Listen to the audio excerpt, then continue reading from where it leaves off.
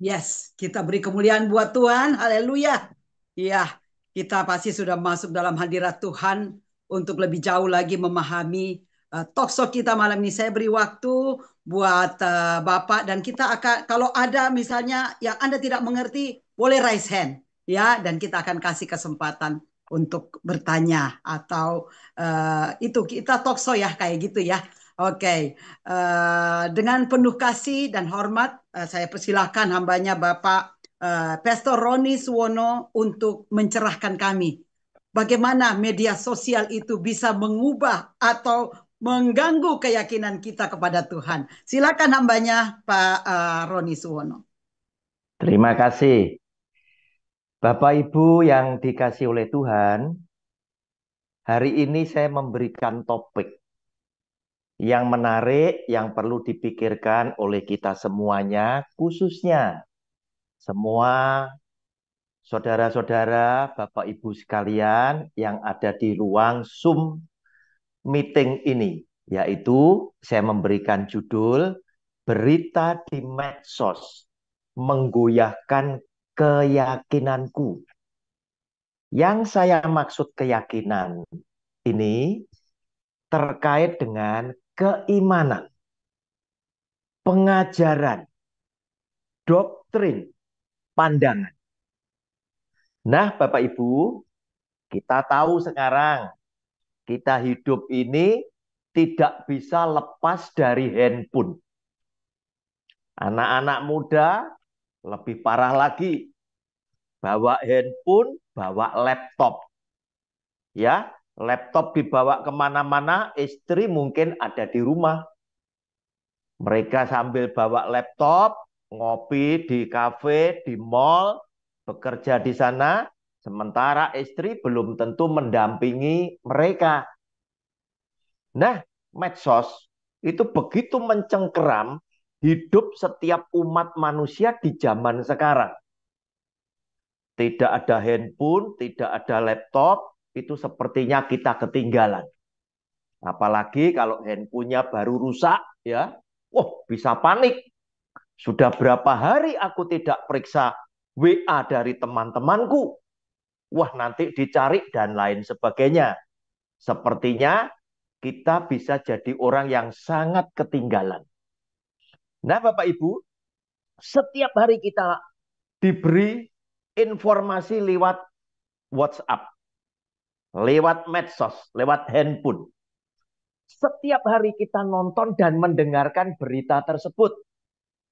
Maka berita yang kita dengar walaupun salah karena setiap hari diberitakan, akhirnya kita bisa menganggap bahwa yang disampaikan adalah sebuah kebenaran, padahal itu salah.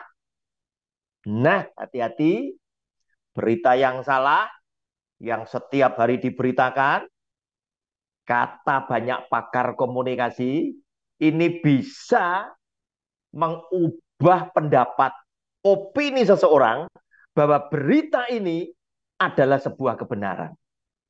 Nah, berbahayanya jika ini bisa menggoyahkan keyakinan Bapak Ibu sekalian. Saya mau sajikan contoh 3. Yang nomor 1 dan nomor 2 untuk orang Kristen. Yang nomor 3 untuk bangsa Indonesia. Yang pertama dulu, tentang keselamatan. Jelas-jelas di situ di dalam Yohanes pasal 3 ayat 16, ayat emas kita ya, itu adalah sabda Kristus, yaitu firman yang disampaikan oleh Tuhan Yesus sendiri yang berbunyi demikian.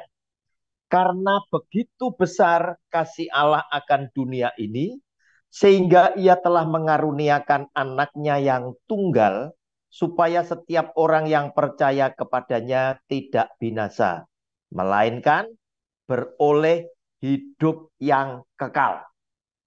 Nah, Bapak Ibu, orang seangkatan saya, usia saya 65, katakanlah kepala 6, bahkan senior yang di atas saya, yang lebih tua dari saya, yang Kristen, mereka tahu setelah Tuhan Yesus mati di atas kayu salib untuk menebus dosa kita yang percaya kepada Dia, dan kita dianugerahi dengan keselamatan di dalam hidup kekal, maka sebagai bukti, sebagai wujud terima kasih kita, kita berbuahkan perbuatan benar dan kita menjaga hidup yang kudus. Dengan maksud dan tujuan, jangan sampai kita yang sudah ditebus dengan pengorbanan Kristus yang demikian luar biasa, menyerahkan nyawanya, kemudian kita mengecewakan Dia. Kita jaga dengan hati-hati. Namun apa yang terjadi? Kemudian muncul pengajaran yang memberikan banyak kemudahan, yaitu mereka bilang, pengajaran orang Kristen ini bilang, ini berkembang dari Singapura ya. Mereka bilang, sekali Tuhan Yesus memberikan anugerah keselamatan kepada saudara, Dia tidak akan menarik anugerah ini. Dengan arti kata lain, selama engkau menjadi orang Kristen, hidupmu seperti apapun, saudara pasti diselamatkan. Nah, Bapak Ibu, pengajaran yang seperti ini berkembang karena orang Kristen merasa ini mudah, ini menguntungkan. Sebab apa? Yang penting saya jadi Kristen. Urusan hidup serong kiri, serong kanan, Tuhan tetap mengampuni, tetap menyelamatkan. Kata pengajaran ini. Nah, Bapak Ibu, hati-hati. Bagaimana dengan Matius pasal 7 ayat 21 yang dikatakan oleh Tuhan Yesus sendiri. Tadi sabda Kristus, saya compare dengan sabda Kristus juga. Dia bersabda bilang demikian. Matius 7 ayat 21. Bukan setiap orang yang berseru kepadaku, Tuhan, Tuhan, akan masuk ke dalam kerajaan sorga, melainkan dia yang melakukan kehendak Bapakku yang di sorga. Artinya apa? Tuhan Yesus memang satu sisi memberikan anugerah keselamatan lewat pengorbanan dirinya di atas kayu salib. Dia mencurahkan darahnya, dia mempersembahkan nyawanya untuk saudara dan saya yang percaya mendapat hidup yang kekal. Tetapi sisi yang lain, dia meminta kepada saudara dan saya, jangan cuma bisa teriak-teriak. Tuhan, Tuhan. Jangan cuma itu. Yang masuk ke surga bukan yang teriak-teriak doang. Tetapi yang melakukan kehendak Bapakku di surga, itulah yang akan diselamatkan. Nah, Bapak Ibu, jika Anda adalah orang yang dewasa di dalam iman dan bijaksana di dalam menentukan pilihan hidup, saudara wajib mengerti tentang isi Alkitab. Supaya begitu ada banyak pengajaran, mereka videonya banyak loh ya, pengajaran-pengajaran lewat medsos, iman dan keyakinan saudara, faham saudara, itu tidak sampai akan goyah. Bapak Ibu, contoh yang kedua, yaitu tentang berkat. Bapak Ibu, berkat itu ada dua macam. Yang pertama berkat jasmani, berupa uang yang Bapak Ibu bisa tukarkan dengan macam-macam barang yang lain untuk memenuhi kebutuhan, untuk membuat saudara happy secara jasmani. Tetapi jangan salah, bahwa berkat itu bukan cuma yang jasmani saja, bukan cuma duit. Tetapi berkat yang paling penting adalah yang rohani, yaitu keselamatan, kebahagiaan rumah tangga, kesehatan Bapak Ibu dan keluarga besar, anak cucu cicit, mantu dan lain sebagainya. Masa depan anak cucu cicitmu, hidup rukun rumah tangga anak-anakmu dan lain sebagainya. Itu berkat yang paling penting. Di samping keselamatan dalam hidup kekal maupun keselamatan saat Anda keluar masuk pintu rumahmu. Itu berkat rohani yang tidak bisa dinilai dengan uang. Nah, Bapak Ibu, hati-hati. Zaman sekarang khotbah yang laris, yang disukai oleh jemaat sehingga gereja itu begitu cepat berkembang, jemaatnya menjadi banyak adalah pendeta yang bisa khotbah tentang berkat yang jasmani. Nah, hati-hati Bapak Ibu, Yesus Kristus Tuhan datang tidak pernah mengajarkan kepada Anda dan saya, jika Anda setia mengikut aku, kata Yesus, kamu akan kaya. Dia tidak pernah. Ya. Tetapi dia datang dengan fokus tetap yang satu. Supaya yang percaya di dalam namaku, kata Tuhan Yesus, tidak binasa, tetapi memperoleh hidup yang kekal. Oleh karena itu dia bilang, aku datang bukan untuk orang benar, tetapi aku datang untuk orang berdosa, supaya mereka berbalik, bertobat, dan mereka diselamatkan. Fokusnya cuma satu. Nah Bapak Ibu, tetapi kemudian mereka datang dengan mulai memberitahukan, membuka pikiran jemaat. Kita kan masih hidup di dunia. Di dunia kita butuh duit. Walaupun banyak orang bilang, uang bukan segalanya. Tetapi kenyataan, segalanya butuh uang. Kata mereka demikian. Nah Bapak Ibu, saya lebih percaya dengan Alkitab. Apalagi saya paling suka khotbah itu menyampaikan firman yang keluar dari mulut Tuhan Yesus. Pasti tidak salah. Walaupun para rasulnya benar juga. Tetapi buat saya paling nyaman kalau saya khotbah tentang sabda Kristus. Bapak Ibu, sekarang saya mau buktikan. Kita buka dulu Matius pasal 6, ayat 31 sampai dengan 33. Saya mau buktikan ya bahwa sesungguhnya ya berkat yang jasmani itu adalah yang nomor sekian. Kita memang selama ini kita hidup di dunia butuh uang, iya. Tetapi uang itu akan mengejar saudara ketika Anda mencari Yesus yang adalah Tuhan. Saudara, saya bacakan 31 dari Matius pasal 6. Sebab itu, janganlah kamu khawatir dan berkata, apakah yang akan kami makan? Apakah yang akan kami minum? Apakah yang akan kami pakai? Lihat, Tuhan Yesus ini menyindir Anda dan saya. Orang-orang yang hidup di dunia selalu khawatir. Tuhan, nanti apa yang aku makan, apa yang aku minum, apa yang aku pakai. Belum apa yang aku pakai untuk bepergian, ya. Aku untuk pergi ke luar negeri, untuk kuliner dan lain sebagainya. Orang selalu khawatir tentang hal-hal yang jasmani. Tetapi Tuhan Yesus bilang, janganlah kamu khawatir akan itu. Mengapa dia katakan seperti itu? Jawabannya pada ayat 32. Semua itu dicari bangsa-bangsa yang tidak mengenal Allah.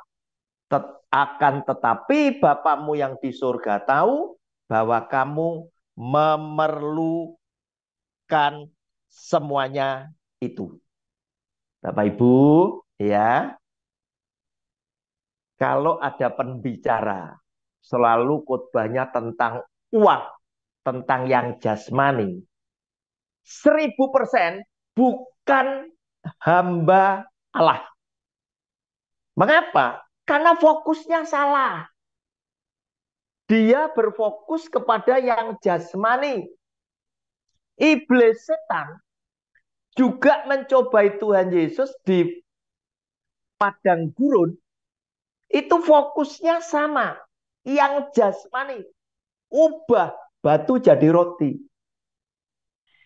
Sembah aku, dunia dengan segala kemuliaan dan kuasanya, kuberikan kepadamu. Sama. Ayo, loncat dari tempat tinggi, terjun ke bawah. Kesombongan. Dunia ini penuh dengan kesombongan. Semuanya yang jasmani. Nah, kalau ada pembicara yang demikian, pasti dia bukan hamba yang diutus oleh Allah untuk mencerahkan kepada domba-dombanya. Pasti bukan. Nah, mengapa Bapak Ibu? Mereka selalu berkata, tapi kan kita hidup di dunia butuh uang. Kalau saya tidak kaya, gereja ini tidak kaya, bagaimana kita bisa jadi berkat untuk orang lain? Pendetanya aja miskin. Bapak Ibu, untuk pendeta-pendeta yang seperti ini, ayat 32 ini kan sudah menjawab. Semua itu dicari bangsa-bangsa yang tidak mengenal Allah. Pendeta itu belum mengenal Allah. Allah adalah Tuhan yang sangat mengasihi saudara dan saya sebagai umat ciptaannya. Dia tidak pernah meninggalkan buah ciptaannya. Dia adalah Tuhan yang sangat bertanggung jawab atas saudara dan saya sebagai umat ciptaannya. Setiap kita diberi talenta. Minimal 1 talenta. Dengan talenta yang sederhana, jika Anda mau bertekun, talenta ini cukup untuk membuat saudara bisa hidup. Kenapa? Karena talenta Anda dengan orang lain, walaupun sama, hasilnya pasti berbeda. Madam Christine pandai masak rawon. Ya, Ibu Melani juga pinter masak rawon. Suruh masak di hari yang sama, suruh menyajikan, semuanya bilang apa? Enak. Tapi enak mana? Wah, rasanya tidak sama. Enaknya sama-sama enak. Tetapi apa? Tesnya bisa berbeda. Inilah Tuhan kita. Nah, Bapak Ibu, kuncinya Tuhan Yesus bilang pada ayat 33, tetapi carilah dahulu kerajaan Allah dan kebenarannya. Maka semuanya itu yang kamu khawatirkan, apa yang kamu makan, apa yang kamu minum, apa yang kamu pakai, yang jasmani, yang duit tadi, itu akan ditambahkan kepadamu. Bapak Ibu, pernah atau belum Anda mendengarkan khotbah tentang ayat 33? Pernah belum? Sudah dikupas sehingga Anda mengerti. Nah, apa yang dimaksud? Tetapi carilah dahulu kerajaan Allah dan kebenarannya. Apa yang dimaksud dengan kerajaan Allah? Kita lihat keterangannya.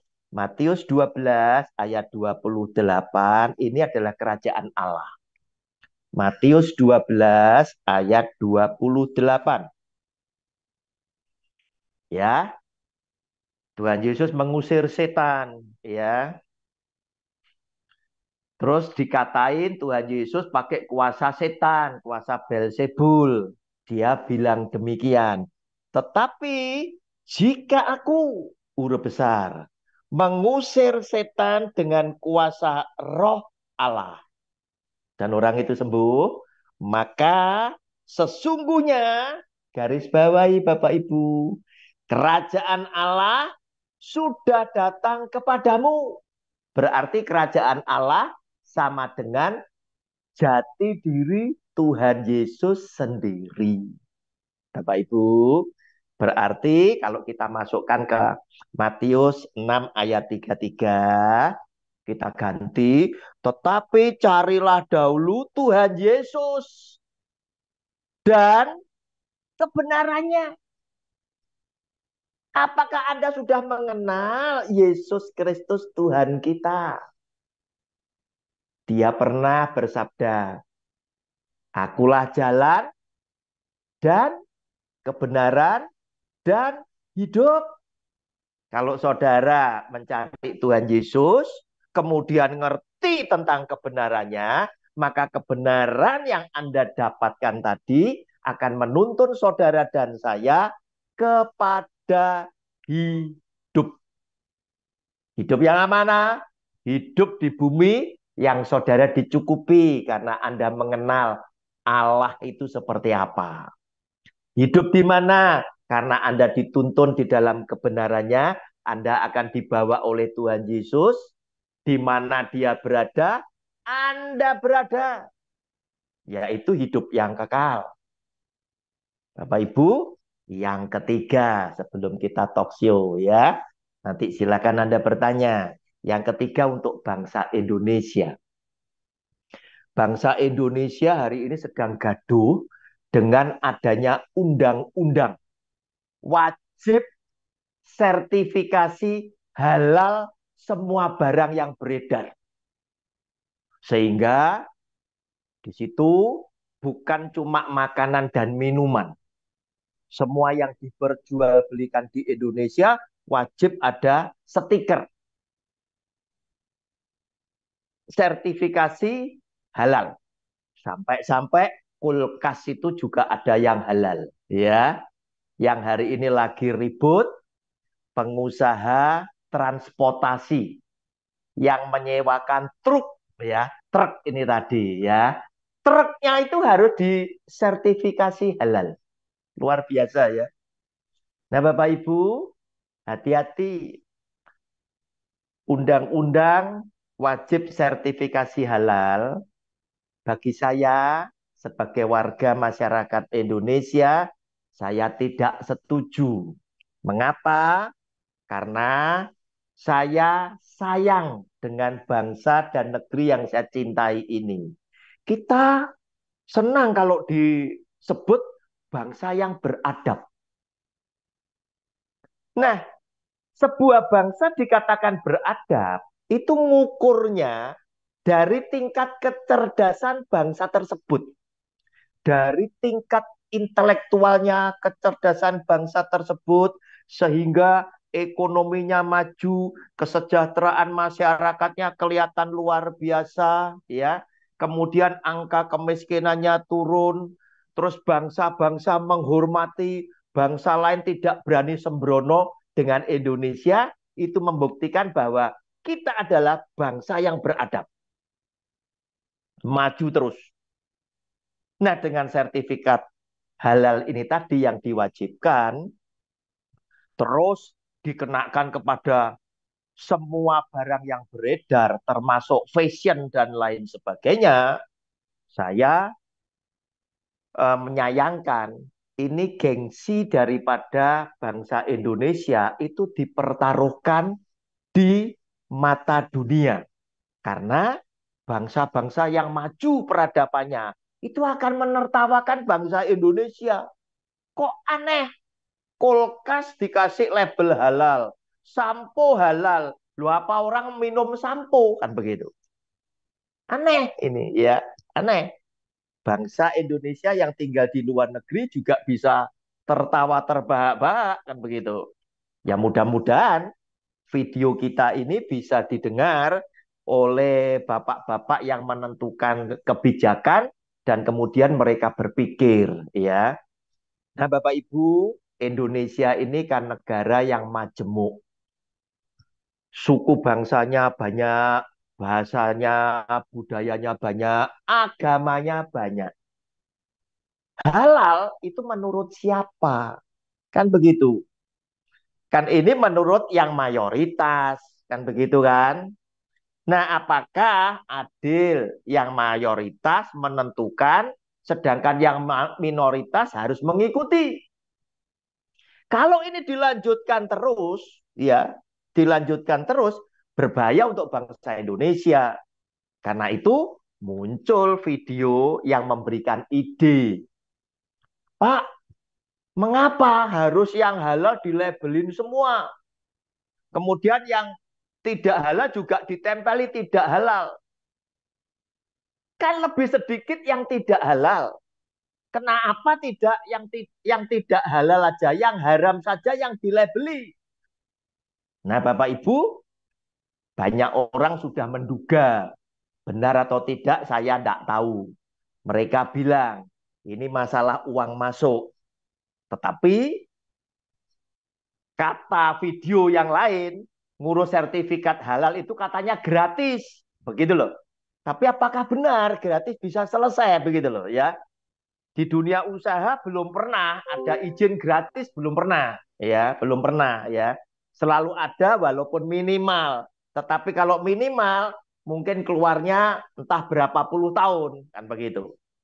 Nah, Bapak Ibu, atas usulan itu pun bagi saya tidak setuju dua-duanya. Yang ditempeli yang halal saja atau yang ditempeli yang haram saja, buat saya tidak setuju. Mengapa? Alasan saya tidak setuju, ya.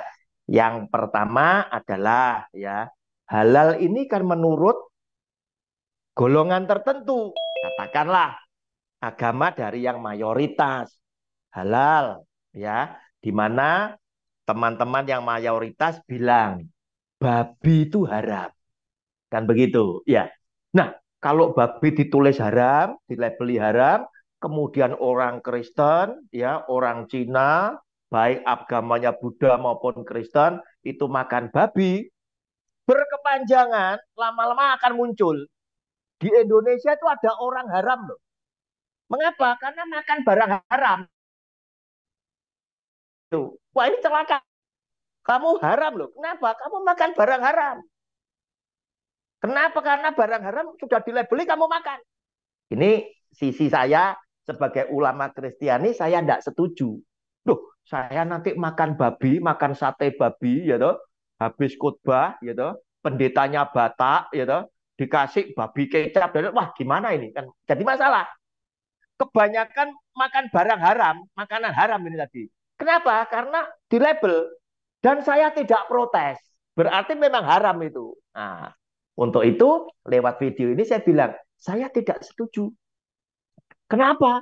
Nanti pelan-pelan pasti akan terjadi. Oh, itu orang haram. Jangan menikah dengan kelompok itu. Kenapa? Itu haram itu. Sudah habis babi berapa ekor itu. Jadi masalah. Ya. Nah, saya punya sahabat. Namanya Manoj Bhat dari India. Dia mengasihi saya juga sangat mengasihi dia. Sering saya berdiskusi. Beliau beragama Hindu. Nah, beliau juga bilang, loh, mereka tulis daging sapi halal. Kami orang Hindu tidak makan daging sapi. Nah, kalau daging sapi nanti dibilangkan haram, mereka tidak setuju. Mereka tidak makan, ya, umat Hindu tidak makan daging sapi bukan karena sapinya haram, tetapi sapi itu dianggap sebagai hewan suci, jelmaan kendaraan dewa Siwa. Nah, jangan salah. Nah, ini jadi masalah ini.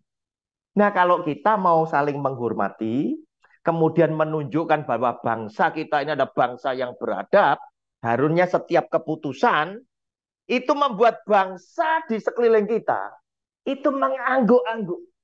Wah, hebat Indonesia. Ya, peraturannya luar biasa. Ini bijaksana sekali. Itu Indonesia. Tetapi kalau ini dipaksakan, bangsa di sekeliling kita itu akan mencemooh kita. Bahwa kita bukan bangsa yang punya peradaban tinggi, terbukti dari cara berpikirnya. Itu bukan menunjukkan bangsa yang cerdas. Bapak Ibu, saya ingin juga menunjukkan, ya, kalau saudara kita Islam yang mayoritas itu bicara tentang binatang haram dan binatang halal yang boleh dimakan, pasti Dasarnya sumbernya cuma satu, yaitu Taurat. Sebab Al-Quran sendiri sumbernya adalah Taurat, Zabur, Mazmur, ya, Injil, baru Quran. Ya, Taurat nomor satu, ya, Mazmur, Zabur, Injil, dan Quran.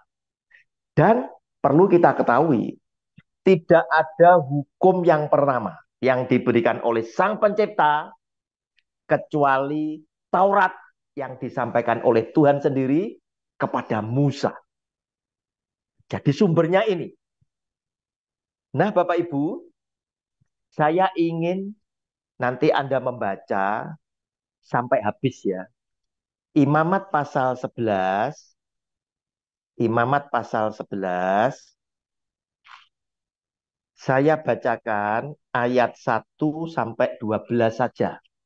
Tetapi saya ingin sekali Bapak Ibu membaca sampai habis ayat 47. Di sini judulnya jelas, binatang yang haram dan yang tidak haram.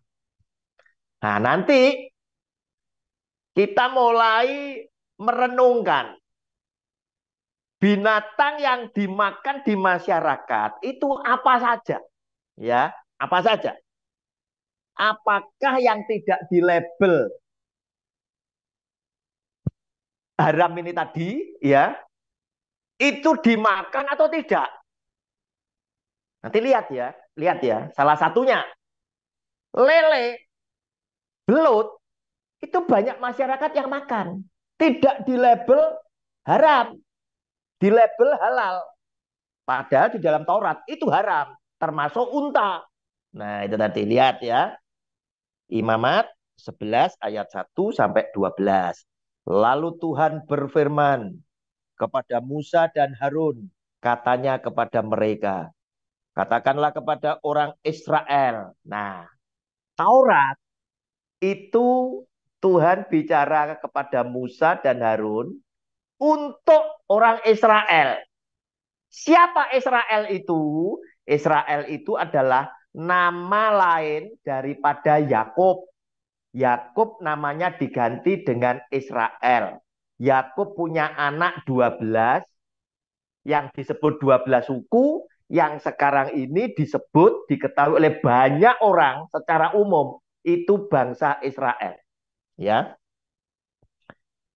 setiap binatang, katakanlah kepada orang Israel begini, inilah binatang-binatang yang boleh kamu makan dari segala binatang berkaki 4 yang ada di atas bumi. Setiap binatang yang berkuku belah, yaitu yang kukunya bersela panjang dan yang memamah biak, boleh kamu makan. Tetapi inilah yang tidak boleh kamu makan, dari yang memamah biak atau dari yang berkuku belah, yaitu unta. Karena memang memamah biak tetapi tidak berkuku belah. Haram itu bagimu. Nah, Bapak Ibu, kira-kira unta masih dimakan tidak? Nah, begitu ya. Kita lihat aja ya. Mana ada yang apa itu yang masih suka makan unta ya. Juga pelanduk karena memang memamah biak tetapi tidak berkuku belah. Haram itu bagimu. Juga kelinci karena memang memamah biak tetapi tidak berkuku belah. Haram itu bagimu. Demikian juga babi hutan ya. Babi hutan itu kalau orang Jawa bilang celeng ya, celeng ya. Ya. Ya satu jenis lah dengan babi yang sekarang diternakkan. Karena memang berkuku belah, yaitu kukunya bersela panjang, tetapi tidak memamah biak. Haram itu bagimu. Bapak Ibu, memamah biak itu yang seperti apa tuh? Seperti sapi itu memamah biak. Dia makan ya, nanti dia istirahat, makanannya itu bisa dikeluarkan lagi, dimakan lagi. Itu memamah biak. Kalau babi tidak, habis makan ya habis, ya, tidak akan dikeluarkan lagi. Yang memamah biak itu model seperti sapi. Habis makan, nanti dia istirahat, bisa dikeluarkan, dinikmati lagi. Ya. 8. Daging binatang-binatang itu janganlah kamu makan dan bangkainya janganlah kamu sentuh. Haram semuanya itu bagimu. Inilah yang boleh kamu makan dari segala yang hidup di dalam air, segala yang bersirip dan bersisik di dalam air, di dalam lautan dan di dalam sungai. Itulah semuanya yang boleh kamu makan. Pertanyaan saya ya, pecelan lele ya, penyetan lele, belut Surabaya, belut Jakarta, belut apa? Bersisik, bersirip atau tidak? Kan tidak. Tetapi dianggap oleh masyarakat umum adalah halal. Nah, kalau dasarnya hukum Taurat, kembali ke hukum Taurat, yaitu ada di dalam Imamat pasal yang 11 ayat 1 sampai 247. 10. Tetapi segala yang tidak bersirip atau bersisik di dalam lautan dan di dalam sungai, dari segala yang berkeriap di dalam air dan dari segala makhluk hidup yang ada di dalam air, semuanya itu kejijikan bagimu. Sesungguhnya haruslah semuanya itu kejijikan bagimu, dagingnya janganlah kamu makan dan bangkainya haruslah kamu jijikkan. Segala yang tidak bersirip dan tidak bersisik di dalam air adalah kejijikan bagimu. Bapak Ibu masih banyak tentang burung, tentang belalang dan lain sebagainya. Silakan Anda baca sendiri sampai dengan ayat ke-47. Nah, Bapak Ibu, kita bisa juga kalau Anda tidak memahami dengan sertifikasi, wajib sertifikasi halal, khususnya orang Kristen, jadi bimbang, jadi goyah keyakinannya. Loh, gimana ya dengan agamaku? Gimana ya? Ini kok dikatakan halal dan haram? Apalagi yang menetapkan katanya adalah lembaga pemerintah. Nah, otomatis saudara harus kembali kepada Alkitab kita yang kita yakini sebagai kitab suci. Apa yang dikatakan oleh Yesus yang adalah Tuhan, ya. Ikut Tuhan Yesus itu sangat sederhana dan masuk akal semuanya. Tidak bakalan saudara melakukan kemudian menemui jalan buntu. Kenapa? Karena firman yang keluar dari mulut Tuhan Yesus berasal dari Allah. Ya, Bapak Ibu, kita lihat Markus pasal 7 ya. 15 ayat 15 sampai dengan 23. Markus pasal 7 ayat 15 sampai 23. Habis ini kita baru tanya jawab ya. Jawabnya bunyinya demikian. Apapun dari luar yang masuk ke dalam seseorang tidak dapat menajiskannya. Tetapi apa yang keluar dari seseorang itulah yang menajiskannya. Yang keluar itu bukan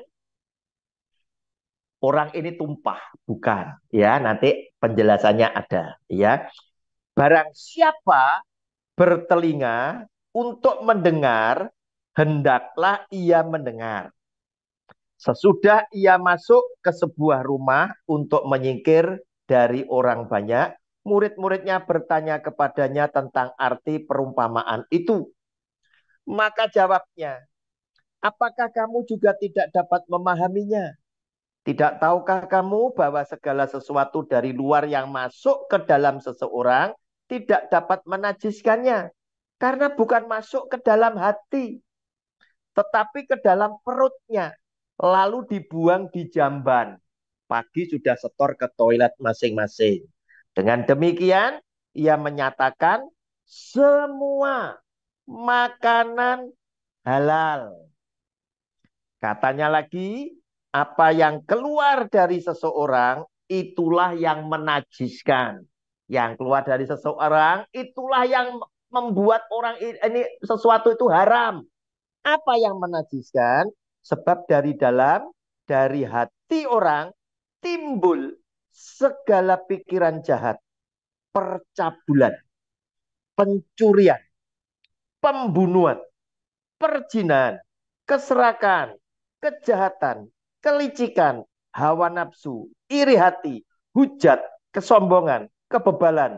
Semua hal-hal jahat ini timbul dari dalam dan menajiskan orang. Nah, Bapak Ibu, sebagai penutup dari apa yang saya sampaikan sebagai pengantar, ya, saya berikan satu kasus. Nah, orang ini taat sekali. Setiap makan cari makanan yang halal.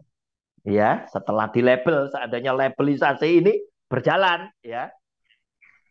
Wah, dia selalu makan makanan yang halal.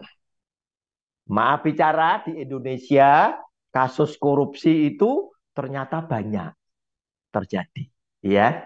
Nah, orang tersebut yang setiap kali makan selalu cari yang halal, ternyata adalah koruptor sebab sudah tertangkap pakai baju oranye, tertangkap, ya, koruptor. Di rumahnya kedapatan duitnya banyak, ya, entah berapa ratus miliar, emasnya banyak. Nah, dia dapat kena. Makannya makan yang halal. Pertanyaan saya, yang dia makan walaupun di label dengan label halal tadi, tetapi dibeli dengan uang haram, makanannya itu jadi apa? Halal atau haram? Nah, Bapak Ibu cocokkan sendiri, ya, dengan tadi kan berhentinya Imamat 11 ayat 1 sampai 12. Baca ayat 13 sampai dengan 47, ya. Karena apa? Karena apa? Barang yang haram menyentuh tubuh Bapak Ibu, Anda najis loh. Nah, ini duit haram, begitu loh. Duit haram. Tapi duit ini tidak bisa disertifikasi halal atau haram. Yang dari gaji pasti halal, kan begitu. Yang dari hasil korupsi, pemerasan dan lain sebagainya pasti haram, kan gitu. Tapi kan tidak bisa ditempeli sertifikat. Taunya kalau orang ini sudah kepegang, kan begitu. Nah, Bapak Ibu, sampai di sini pengantar saya kembalikan kepada Madam Christine. Siapa yang mau bertanya, dipersilakan. Tuhan Yesus memberkati kita semuanya. Amin. Haleluya, haleluya. Terima kasih. Beri kemuliaan dulu dong buat Tuhan. Saya yakin Anda semua sudah menyimak dengan baik ya. Ternyata apa yang disajikan media sosial selama ini terutama tentang makanan halal dan tidak halal ya. Bahkan saya takutnya ke depan ini Pak ya. Zoom juga dikatakan haram bagi kita yang memakai Zoom dengan menyiarkan apa ya tentang renungan firman Tuhan dan lain sebagainya. Untuk lebih jauh lagi, biar ini kesannya talkshow, ya saya akan minta Bapak David Richard untuk memberikan kepada kita sebagai moderator ya, sebagai yang akan memimpin kita di dalam tanya jawab. Ya, namun sebelumnya saya ini Pak mau bertanya ya tentang Iya, silakan. media sosial ya. Karena selama ini Pak, kasus pembunuhan atau bunuh diri sedang marak baik di Indonesia maupun di luar negeri. Katanya Iya, sih itu karena akibat dari media sosial yang iya. buruk, salah satu akibat buruk dari media sosial. Nah, nanti ini mungkin akan Bapak jawab ya. Namun sebelumnya disimpan dulu Pak, karena saya yakin teman-teman yang ada di Zoom itu pasti mau bertanya. Saya silakan kepada Pak David untuk memimpin kita. Baik, ini sangat-sangat menarik sekali ya. Jadi Mungkin ada yang mau punya pertanyaan. Mungkin sebelum ada yang bertanya, saya tertarik mau bertanya yang masalah Iya, Arab, Pastor.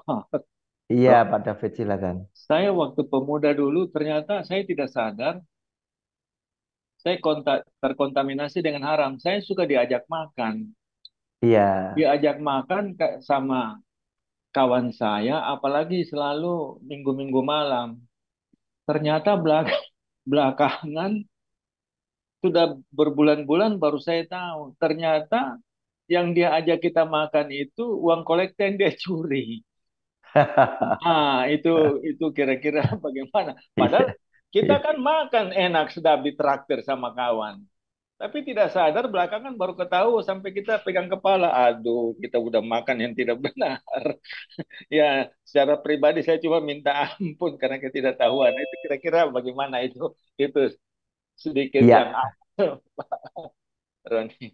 iya Pak David, terima kasih. Pertanyaan-pertanyaan seperti ini kan mesti muncul ya, kadang mengganggu kita.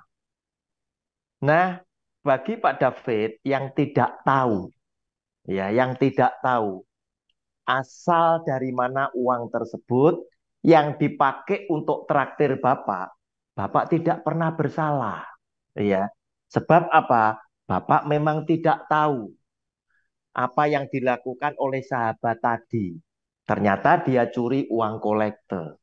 Tetapi satu langkah yang sangat bijak sekali, walaupun Pak David tidak tahu, Pak David datang kepada Tuhan minta ampun.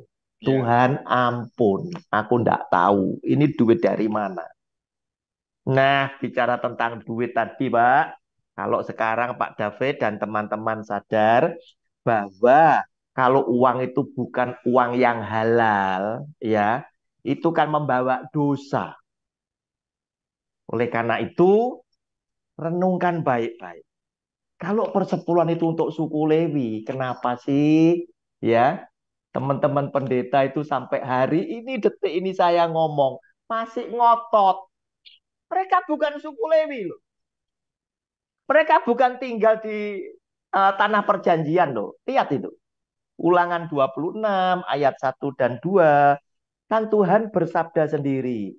Kalau nanti negeri yang kujanjikan telah engkau miliki, kamu tinggal dengan aman di sana. Ya, kemudian memberikan hasil, baru berikan persembahan buah sulung. Kan begitu.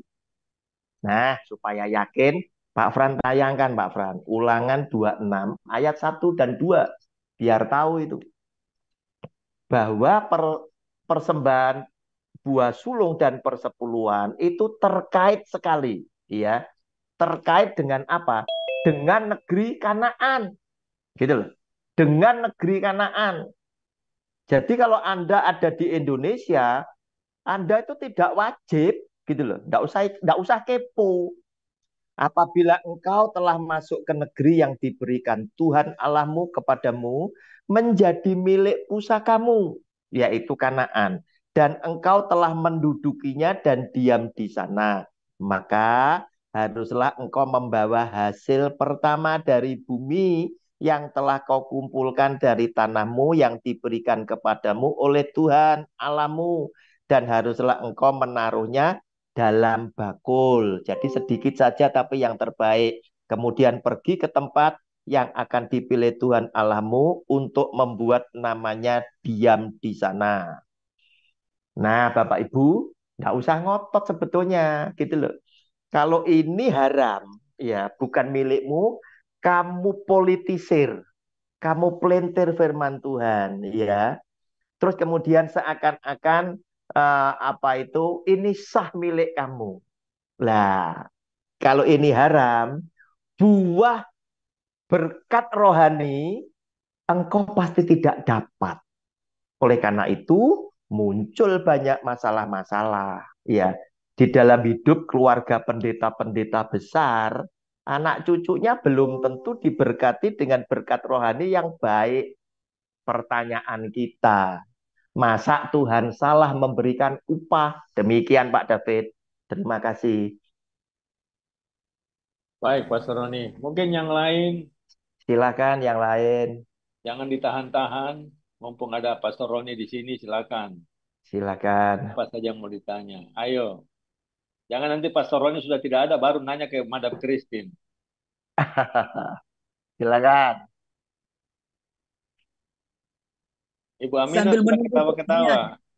Iya, sambil menunggu penanya yang lain, saya juga ada ini Pak. Jadi teman saya pernah bertanya begini, Christine, kenapa sih anak-anak kamu pada berhasil? Ya, padahal kan mereka dari Indonesia terus datang ke Prancis gitu kan. Iya, Tapi kok anak kamu jauh lebih berhasil, bisa masuk apa universitas yang paling terkenal, masuk kedokteran lagi tanpa dapat beasiswa pula. Nah, saya ingat Pak, semenjak kami menikah dengan suami, saya selalu bilang begini. Itu yang saya sampaikan ke teman saya ya. Saya bilang sama suami, Mas, berpeluh lelahlah sampai kamu berkeringat cari uang. Tolong jangan bawa uang yang tidak benar masuk ke dalam rumah dan saya harus belanja karena saya mau masak dengan apa yang diterima secara eh, halal ya. Saya iya, tidak mau pakai yang haram. Nah, apakah benar iya, ada kaitannya Pak dengan hal itu? Ya, keberhasilan anak-anak, mereka pintar karena saya selalu menegaskan kepada suami maupun saya di dalam mencari apa namanya ya, uang atau di dalam mencari penghidupan, selalu kami mencarinya dengan cara dalam tanda kutip halal gitu. Apa ada hubungannya ya Pak? Makasih. Oke, terima kasih Madam Christine. 1000% ada. Mengapa? Karena apa yang dimakan oleh anak-anak kita, oleh keluarga kita, itu harus berkat dari Tuhan. Halal artinya apa? Itu dengan keringat kita sendiri. Kita hidup bahagia bukan di atas penderitaan orang lain. Itu pasti. Apalagi Madam Christine ini melayani. Ya, lihat. Mengapa Abraham begitu berhasil? Oleh karena keturunanmu semua bangsa di muka bumi akan beroleh berkat. Itu bukan cuma bicara Israel, tetapi bicara Yesus Kristus Tuhan yang mati di atas kayu salib. Keselamatan datang dari bangsa Yahudi.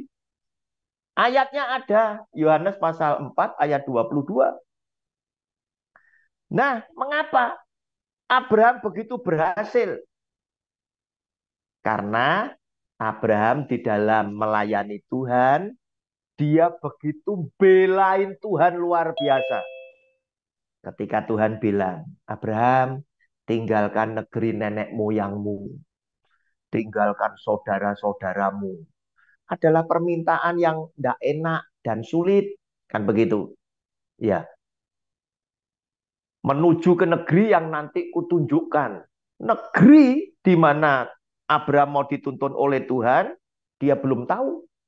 Tetapi pembelaan Abraham terhadap Tuhan, kepercayaannya ini tadi luar biasa. Di negeri Ur Kasdim, yaitu di Irak sana, Abraham itu jadi orang kaya. Terbukti apa? Dia dengan rombongan, dia bawa budak 350 orang. Berarti dia kaya. Dia tinggal di Ur Kasdim, itu di rumah yang terbuat dari batu. Gedung-gedung batu itu. Tetapi sejak dia meninggalkan negeri nenek moyangnya, dia hidup dari tenda pindah ke tenda yang lain. Walaupun tendanya ini adalah tenda yang mahal. Tapi kenyamanan dagingnya itu sudah dikorbankan oleh Abraham. Nah, ketika Abraham membelain seperti itu, Tuhan memperhitungkan bahwa Abraham adalah orang yang bisa dijadikan sahabat Allah. Apalagi ketika dia berani mengorbankan Ishak, anaknya yang tunggal. Nah, sekarang kembali. Bagaimana dengan kita? Ketika orang memuji, aduh Madam Christine, suara Anda ya bagus sekali.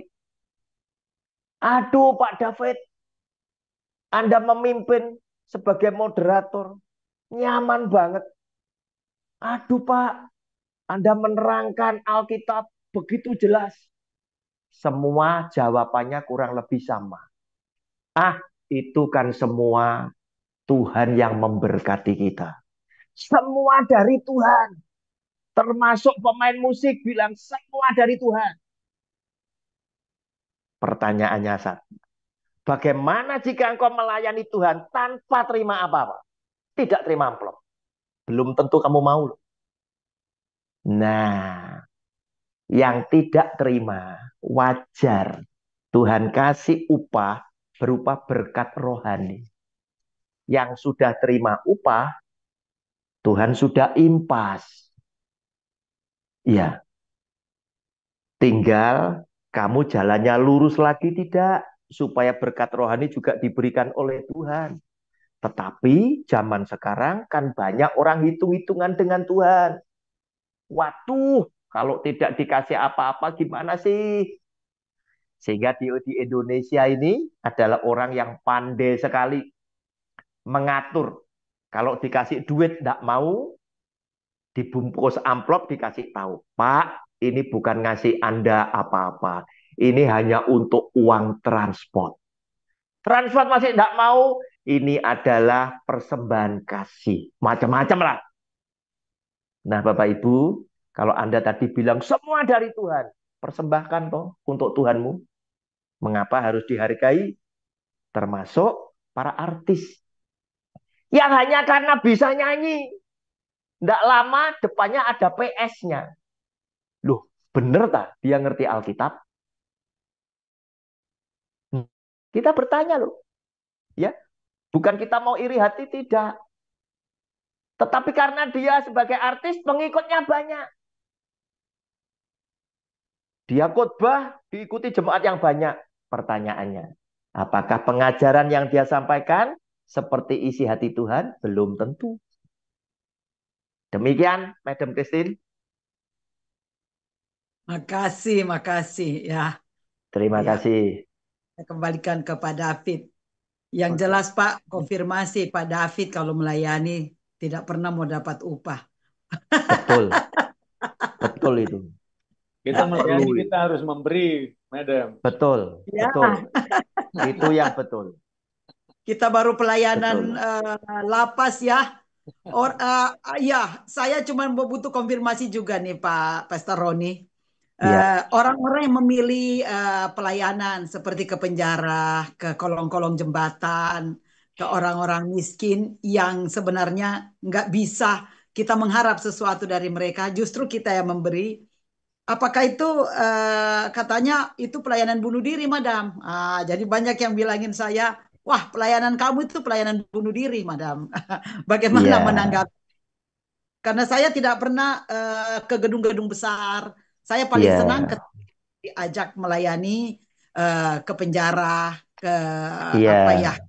lorong-lorong, di mana orang tidak Iya. bisa datang di sana. Banyak pendeta besar tidak mau datang ke sana. Tapi Pak Iya. David, Ibu Messi itu udah membuktikan ya. Pak Dwi juga tadi ada ikut ya. Pak Santri saya pernah lihat juga Iya. melayani ke tempat di mana banyak pendeta besar yang naik mobil dan lain sebagainya tidak mau ke tempat itu. Mohon konfirmasinya Pak, apakah itu pelayanan bunuh diri katanya Pak? Oke. Yang bilang itu pelayanan bunuh diri adalah orang yang pasti akan binasa. Mereka pasti bukan hamba Allah, tetapi adalah hamba Mamon. Mengapa? Saya berharap Bapak Ibu catat Matius 25 ayat 31 sampai 46. Nanti Anda baca, saya potongkan bagian yang penting, ya. Matius 25 ayat 31 sampai 46. Judul bacaannya kalau Bapak Ibu bawa Alkitab, buka Alkitab tadi adalah penghakiman terakhir.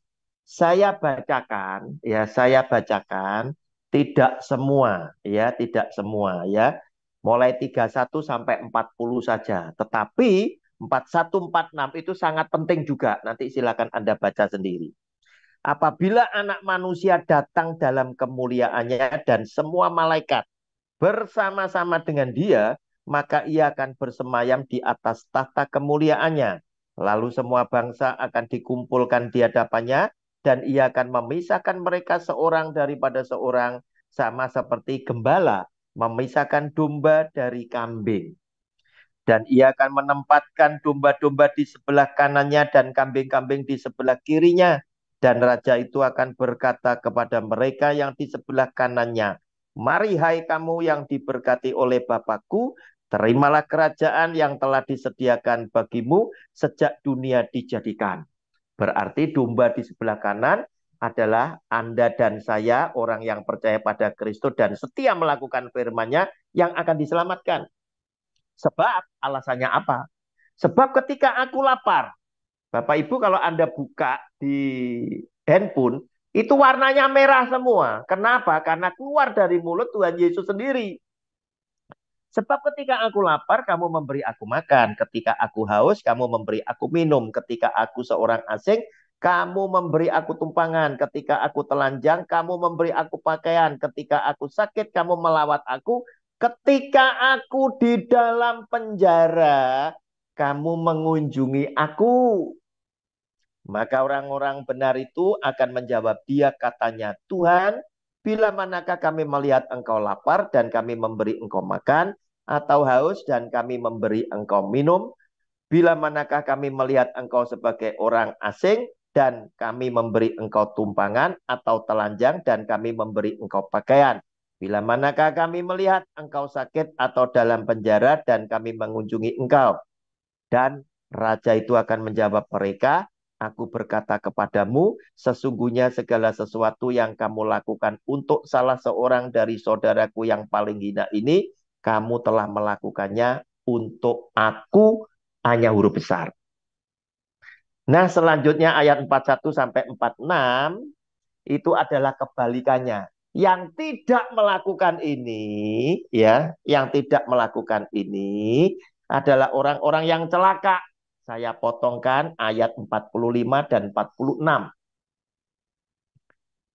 45 dan 46. Maka ia akan menjawab mereka, aku berkata kepadamu, sesungguhnya segala sesuatu yang tidak kamu lakukan untuk salah seorang dari yang paling hina ini, kamu tidak melakukannya juga untuk aku. Dan mereka ini akan masuk ke tempat siksaan yang kekal, tetapi orang benar ke dalam hidup yang kekal.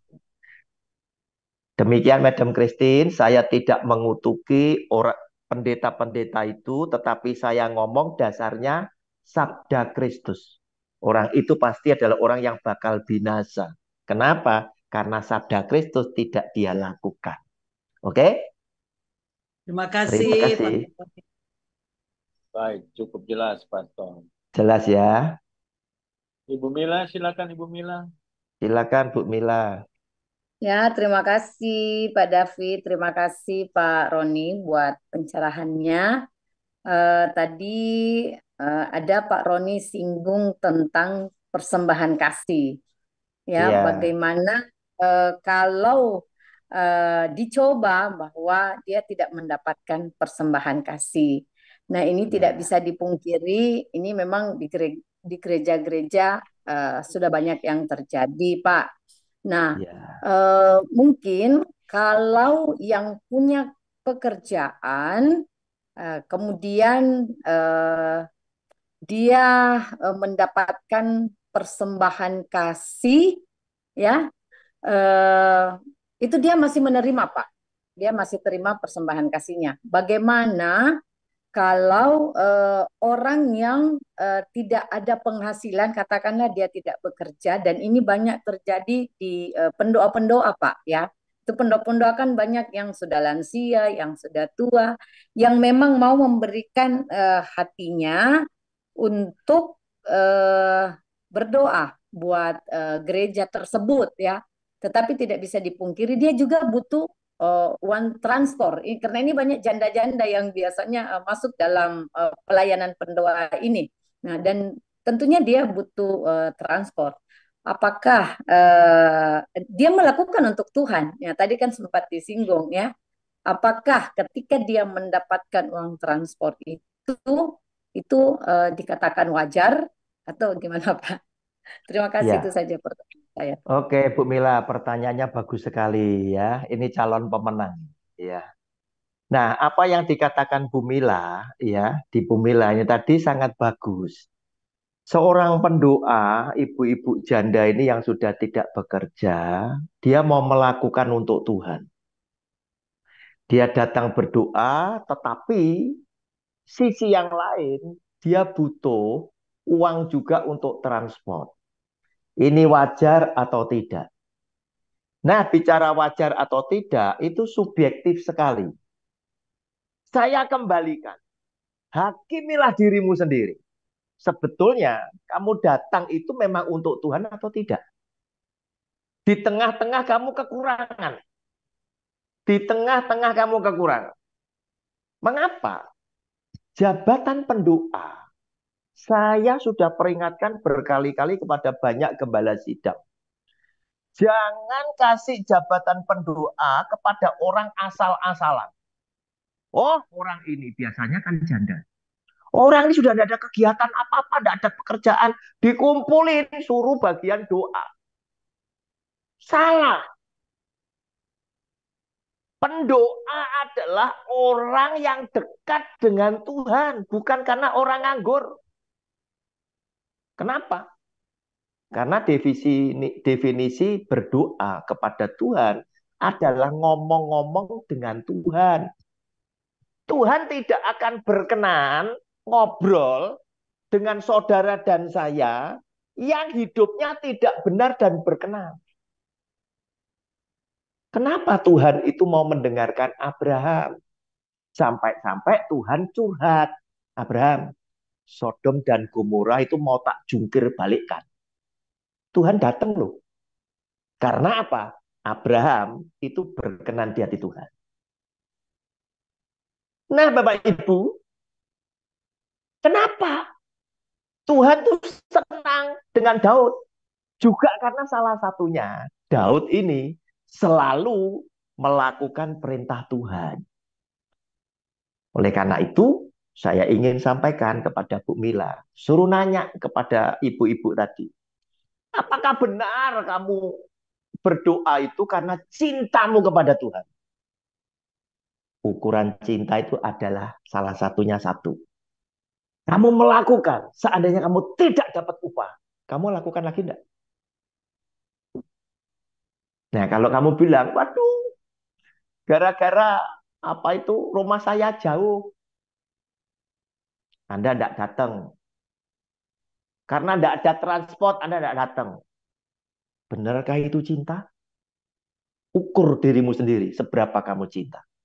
Kalau kamu cinta, bukankah pepatah bilang, laut akan ku seberangi, gunung akan ku daki, kan begitu. Tidak terhalang dengan keadaan apapun. Sedangkan orang Kristen, kelihatan mendung sedikit aja, nggak jadi datang. Musim penghujan, waduh mau hujan, nggak jadi datang. Demikian Bu Mila, terima kasih. Pertanyaannya bagus sekali. Ya, Ya, terima kasih Pak Mana Roni dari Bu Mila? pencerahannya. Ya, Ya, terima kasih. jadi memang ya benar. soalnya ini Pak David, soalnya ini terjadi di dekat saya ya, Pak David. Betul yang Pak Ya, Roni tadi katakan. Tanyakan aja dirinya, ya, iya, apakah dia betul-betul mencintai Tuhan? Karena gini, Pak David, Pak Roni, terus terang, Pak Roni, baru-baru ini eh, ada salah satu pejabat gereja akan memutuskan bahwa pendoa tidak usah dikasih uang transport, tetapi pelayan lain, pemusik segala macam itu tetap dikasih uang transport. Kejadiannya bahwa memang ada seorang teman pendoa, dia jadwal banyak sekali, tetapi teman yang lain pendoanya itu dia jadwal sedikit. Nah, ini udah kelihatan motivasinya di sini karena kan tergantung jadwal itu PK-nya akan dikasih. Jadi iya, terjadilah perdebatan yang sangat luar biasa dan sangat panas Karena yang dikasih jadwal sedikit tentu komplain, ya, komplain. Kenapa saya sedikit? Ya, itu udah kelihatan ya, udah kelihatan bahwa ini masalah aturan PK. Sampai ada pejabat gereja yang masuk, kalau begitu diuji dengan tidak diberikan eh, PK, ya. Tapi ada satu sisi juga yang mengatakan bahwa kasihan juga kalau tidak dikasih PK. Kok yang lain dapat PK, tapi orang betul-betul orang yang janda ini, orang yang tidak punya, jauh pula rumahnya, tidak dikasih. Nah, itu yang jadi perdebatan, makanya saya angkat masalah ini. Dan terima kasih Pak Ya, Roni. Uh, Bahan ini akan saya jadikan juga karena saya ada di dalam tim itu, akan saya berikan juga nanti pencerahan, tanyalah hati nuranimu. Kalaupun kita tidak dikasih duit ya, oke, Tuhan akan kasih kita di tempat lain. amin, amin. Terima kasih Pak Roni, Tuhan Yesus memberkati. Terima kasih Pak David buat kesempatannya. Bagi pengalaman sedikit, Ibu Vina. Kalau dulu di tempat saya itu, kalau yang melayani internal tidak ada satupun yang dapat PK. Jadi PK hanya untuk tamu yang dari luar. Jadi kalau pemusik, WL atau apa yang melayani di gereja sendiri, dia tidak akan terima PK. Itu waktu saya melayani dulu di Kalimantan. Kecuali yang dari luar Betul. yang datang, baru itu kita kasih PK. Iya, Itu. betul itu Pak David. Karena yang dari luar ini kan dia memang butuh transport kan gitu. Ya, Dan ya, kita malah sering-sering mikir gini, waduh, kalau dikasih PK seperti ini dia bisa tekor dong. Tambahin lagi, karena apa? Transportnya apa tidak boleh, misalkan begitu. ya, Tetapi orang intern tidak perlu dikasih PK. Kalau kamu bicara melayani, itu harusnya bukan untuk mendapatkan sesuatu. ya. Namun karena banyaknya sekarang gereja-gereja itu tadi jor-joran ya memberikan PK yang lebih besar demi supaya pemusik ini tidak kabur dari gereja saya. Ini bagus ini. Ya, makanya apa? PK-nya jadi bertingkat. Kamu kelas seperti apa? Pengkhotbah yang seperti apa? Pemuji yang seperti apa? Pemain musik seperti apa? Itu ada kelas PK-nya masing-masing. Begitu loh. Oleh karena itu, ya, penyanyi WL itu kalau dia dari penyanyi asalnya, kemudian masuk sebagai WL gereja, oh itu pasti tebel banget. Nah kalau ini kemudian jadi ada gelarnya, jabatannya PS di depannya, khotbah juga mahal pasti. Nah ini rusak jadinya, Benar, benar, benar, Pak jadi Toro. rusak begitu loh. Benar, benar, benar. Itu Iya, tarifnya tinggi itu. tarifnya tinggi, Karena tarifnya tinggi. saya kalau ke daerah mereka bilang, waduh itu yang dari Jakarta, yang pelawak, yang sudah jadi pengkhotbah apa, waduh Iya, tarifnya oh, gila-gila. tarifnya gede, iya. Nah, dia kalau berangkat dari rumah, keluarganya bertanya atau temannya bertanya, kamu mau kemana? Bilangnya selalu indah sekali, saya mau melayani Tuhan.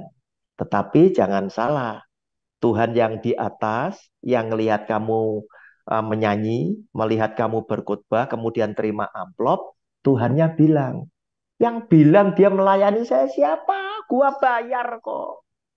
Begitu loh. Nah, saya demi berkat rohani untuk keluarga besar saya dan anak cucu cicit keturunan saya bilang sama Tuhan, Tuhan, ini bakti saya bersama keluarga untuk Tuhan.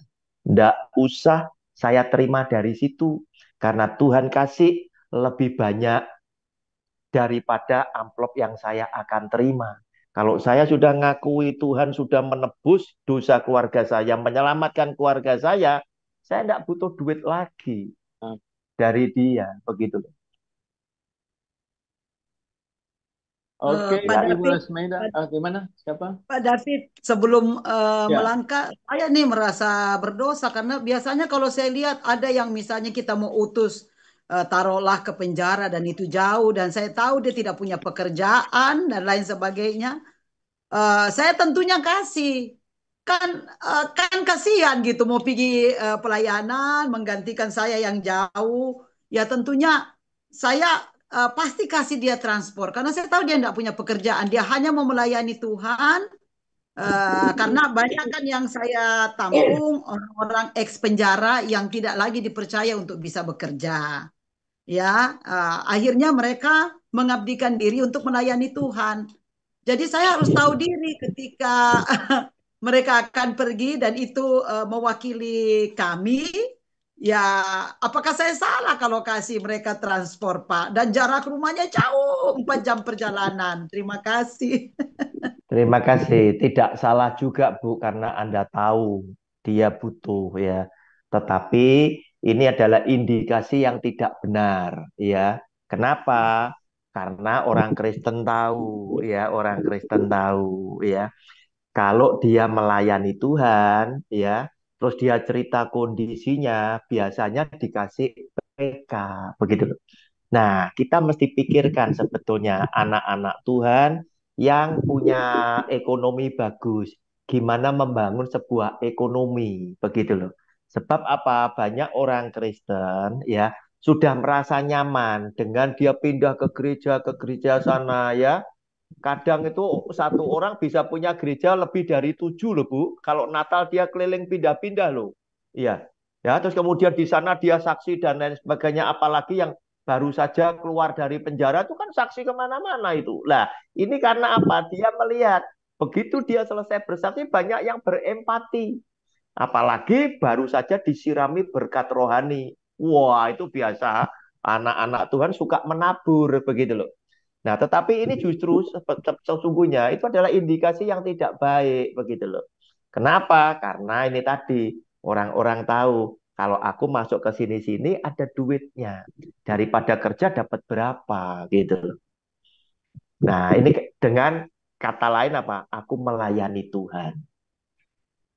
Hati-hati, orang melayani Tuhan itu tidak mudah. Harus menyediakan hati. Itu Bu ada yang raise hand itu. Bu Las Maida atau Lasmida, udah capek tangannya. Silakan Ibu Lasmida. Iya, makasih Pak David, makasih Pak Iya, iya silakan Ibu. Pak Roni. Iya, Pak, maaf sebelumnya. Mau iya, menanya, eh, eh, bagaimana misalkan sebetulnya ya dari sebuah gereja, sepertinya jadi yang saya lihat sepertinya majelisnya yang korup iya, gitu ya. iya, Terus dan ini sudah berlarut-larut. Nah, namun sebelum sebelum saya mengetahui ini kan awalnya memang kan saya terjun di sekolah minggu dan ada PK-nya. Nah, jadi iya, awalnya saya bilang yaudah langsung aja kasih aja untuk ke pendeta. Jadi aku nggak terima gitu ya, langsung aja kasih gitu kan ya ke pendeta. Nah, terus jadi ketemu sama teman yang teman lama gitu kan ya. Kan dulunya saya ikut suami, jadi terus pindah sekarang di Jakarta ya. Nah, terus setelah itu cerita sama teman bilang pokoknya tanya gitu ya, ya kalau PK aku kalau kasih aja ke pendeta buat nambah-nambahin gitu bilang gitu. Nah, terus jangan kamu ambil terima dulu, baru setelah itu terserah kamu mau kasih bagaimana. Saya nggak nanya kenapa gitu ya, tapi akhirnya saya lakukan gitu ya. Nah, setelah saya lihat-lihat, oh pantesan ternyata majelisnya ini yang korup. Kan saya sekarang bertugas di BPK, Badan Pemeriksa Keuangan Gereja. Nah, ada beberapa laporan keuangannya yang tidak sesuai. Jadi, apakah salah saya memang terima? Nah, tapi saya pergunakan jadi untuk kan sekolah minggu, jadi saya berikan hadiah gitu. Jadi yang rajin renungan, saya sering mengirimkan renungan firman Tuhan ke anak sekolah minggu via WA ya, WA group. Nah, langsung misalkan ada anak-anak yang menghafal ayat hafalan dan segala macam, saya kasih hadiah. Jadi dari uang PK tersebut. Nah, terus sisi lain yang kedua tentang majelisnya yang ada satu majelis ya yang dia jabatan sebagai sekretaris dan dia menempatkan dia punya adiknya sebagai yang pianis, terus nanti adiknya anak pamannya nanti sebagai sekolah minggu. Jadi menempatkan keluarganya dalam posisi-posisi yang strategis yang menghasilkan PK tersebut. Dan bahkan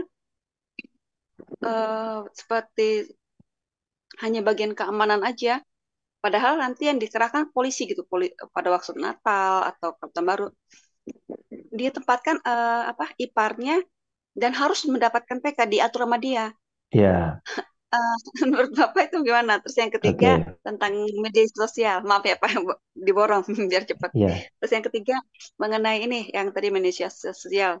Saya lihat anak-anak sekarang eh misalnya tersenggol sedikit atau terinjak sedikit atau apa gitu ya, bersama di antara mereka langsung omongan kotor atau kebun binatang keluar, dan bahkan sambil main, kalau yang saya tahu ya, FF atau ML ya, Mobile Legend itu langsung nanti memang bisa sambil bicara gitu ya mereka, saut-sautan, tapi yang keluar itu omongan-omongan kotor dan kata-kata kebun binatang keluar, dan saya merasa aduh, eh, kok tambah parah gitu loh, dan bahkan jadi terbiasa dengan lingkungan tersebut, dan bahkan ada orang tua pun yang mendengar itu juga nggak ditegur.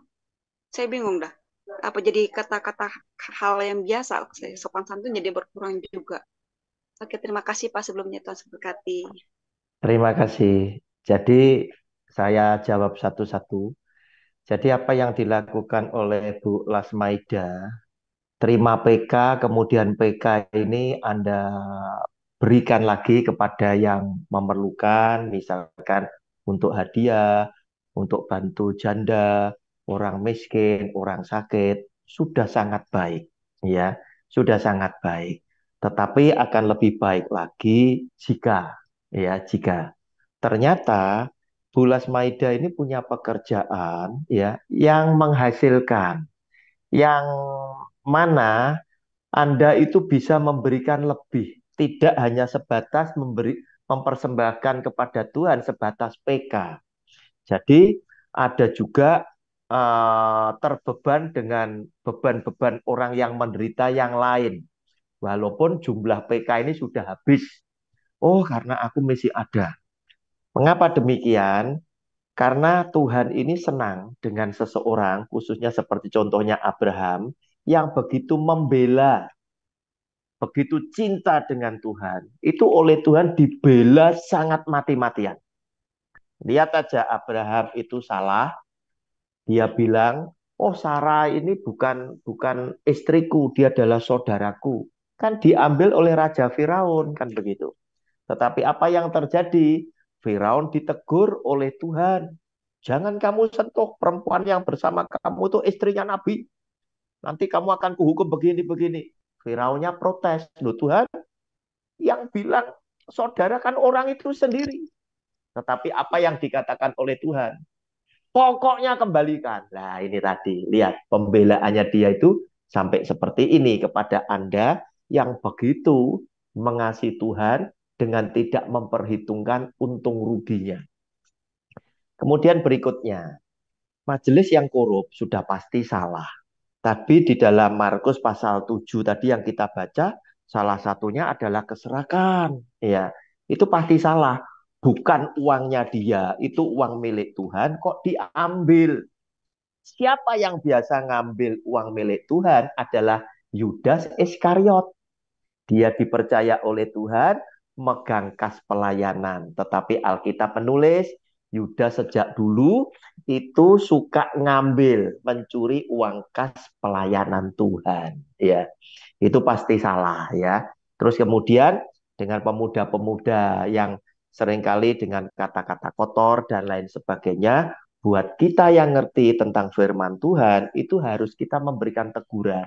Ya, teguran baru bisa mengena jika kita menjadi orang yang disegani oleh yang ditegur. Bagaimana caranya kita menjadi orang yang disegani? Kita bersama keluarga memberikan kesaksian sebagai orang benar yang hidupnya kudus, dan rumah tanggamu adalah rumah tangga yang betul-betul di situ ada Yesus Tuhan yang hidup di tengah-tengah kita.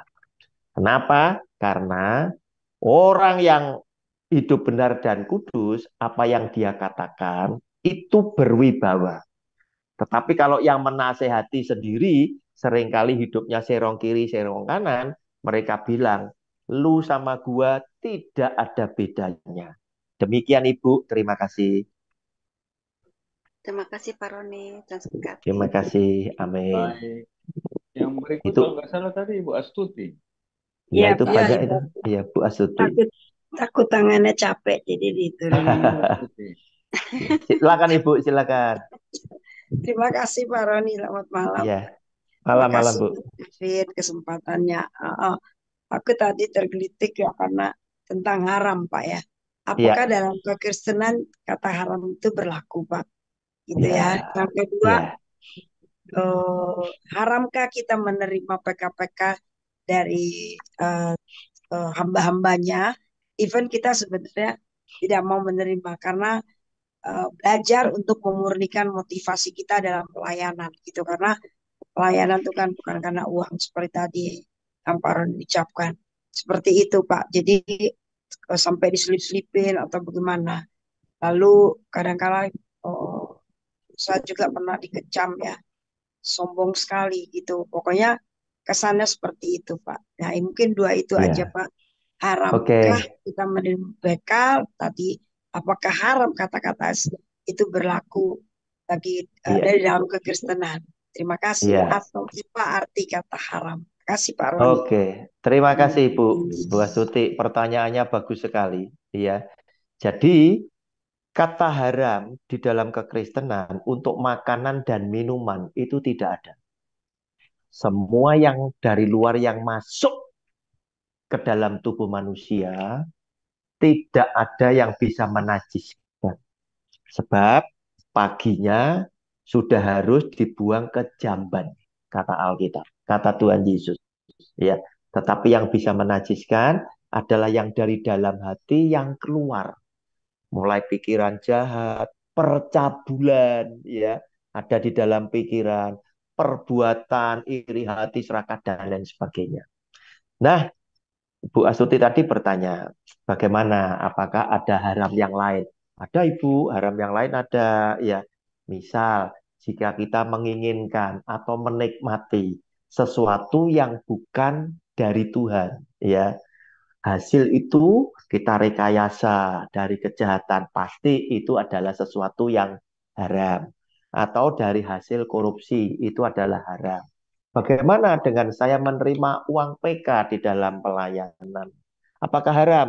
Saya bilang tidak haram, itu halal. Kenapa?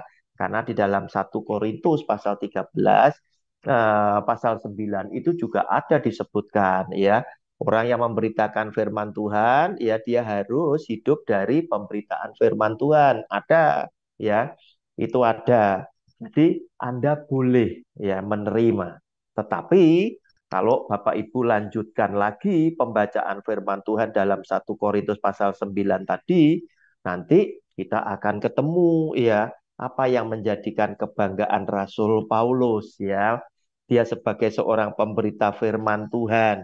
Ternyata di situ Rasul Paulus bilang, yang menjadikan kebanggaanku adalah aku boleh melayani Tuhan dengan tidak terima apa-apa. Nah, sekarang Bu Amin. Astuti dihadapkan dengan pilihan.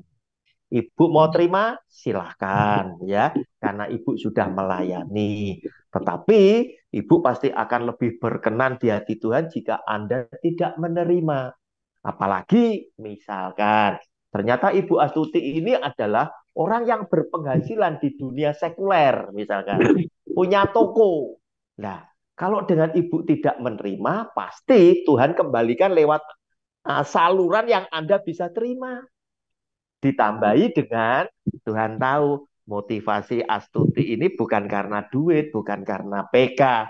Karena itu aku akan memberkati anak cucumu. Nah, disitulah kelebihan daripada jika kita tidak menerima. Ya, Bu Astuti, boleh Anda nanti baca ya 1 Korintus pasal 9 ayat 1 sampai habis, satu perikop itu tadi. Nanti Anda dihadapkan dengan pilihan. Aku menerima boleh, karena apa? Anda punya hak untuk terima. Tetapi Rasul Paulus memberikan teladan ya. Kebanggaanku bahwa aku boleh melayani Tuhan dengan tidak terima apa-apa. Saya melayani Tuhan dengan tidak menerima apa-apa. Saya tidak suka saya dipanggil hamba Tuhan. Tidak. Saya suka dipanggil dengan anak Tuhan. Mengapa? Karena ini pekerjaan papa saya tidak terima apa-apa. Kalau hamba Tuhan silahkan terima karena kamu kerja sama bapak saya. Begitu loh. Oleh karena itu, saya menjaga. Datang melayani, saya tidak berani terlambat karena saya sedang ngasih contoh pada hambanya papa saya.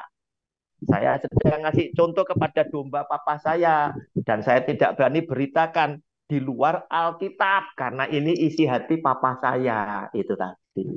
Begitu Bu, terima kasih. Tapi dipaksa bagaimana, Pak? Saya Oke, enggak apa-apa, Ibu dipaksa. Ya oke, dipaksa terkadang kan susah dikembalikan. Ya.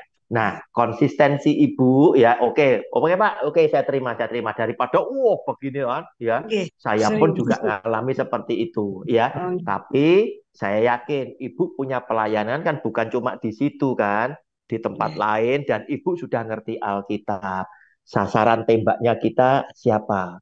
Ketika aku lapar, ketika aku haus, ketika aku telanjang, salurkan kepada ini, maka ibu akan menjadi domba yang ditempatkan oleh Tuhan Yesus di sebelah kanannya. Itu tadi. Matur Ya, suwun. Nih, Tuhan matur berkati. suwun. Ya, Ibu, Tuhan memberkati. Silakan yang lain. Silakan Ibu Aminah. Silakan Ibu Aminah. Terima kasih Pak David. Selamat malam Pak Roni. Malam. Yang saya mau tanyakan ini Pak, sekarang kan lagi rame nih Pak pilkada. Iya. Ya terus ini yang saya mau tanyakan kan berarti biasanya itu yang banyak uangnya itu yang menang. Iya. Apakah Iya. itu halal atau itu aja? Terima kasih Pak Iya. Roni. Oke, terima kasih. Ibu, pilkada biasanya ada bagi-bagi duit, ya, bagi-bagi kaos, atau mungkin yang disebut serangan fajar, ya. Pada waktu hari pencoblosan ada tim sesnya dia, tim suksesnya itu yang bagi-bagi duit, ya, ya. Itu halal atau haram, ya. Ibu jangan ikut ya, jangan ikut cara-cara dunia karena Alkitab memang sudah menulis kepada Anda dan saya. Kita lihat Mazmur pasal 1 ayat 1 ya. Saya bacakan mulai ayat 1 ya.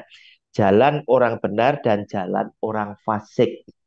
Fasik itu adalah orang yang jahat kepada Tuhan, pelaku pelanggaran dosa. Berbahagialah orang yang tidak berjalan menurut nasihat orang fasik, yang tidak berdiri di jalan orang berdosa, dan yang tidak duduk dalam kumpulan pencemooh. Tetapi yang kesukaannya ialah Taurat Tuhan, dan yang merenungkan Taurat itu siang dan malam. Ia seperti pohon yang ditanam di tepi aliran air, yang menghasilkan buahnya pada musimnya, dan yang tidak layu daunnya, apa saja yang diperbuatnya berhasil. Bukan demikian orang fasik, mereka seperti sekam yang ditiupkan angin. Sebab itu orang fasik tidak akan tahan dalam penghakiman, begitu pula orang berdosa dalam perkumpulan orang benar. Sebab Tuhan mengenal jalan orang benar, tetapi jalan orang fasik menuju kebinasaan. Bapak Ibu, itu adalah cara-cara dunia, ya. Jangan ikut-ikut, ya. Walaupun kita ada di dalamnya, kita ini kan orang yang tidak bisa menghindari sistem yang ada. Tetapi kita sebetulnya tidak setuju dengan cara bagi-bagi uang. Karena apa? Belum tentu yang bagi-bagi uang adalah orang yang berkualitas. Itu pertama. Kedua, kalau kamu sekarang berani keluarkan uang, katakan 1 miliar atau 5 miliar, pastilah kamu cari dalam masa jabatanmu harus kembali lebih dari 5 miliar. Kan begitu. Nah, kapan negara kita ini akan bersih kalau semuanya harus dengan pengeluaran dan pemasukan?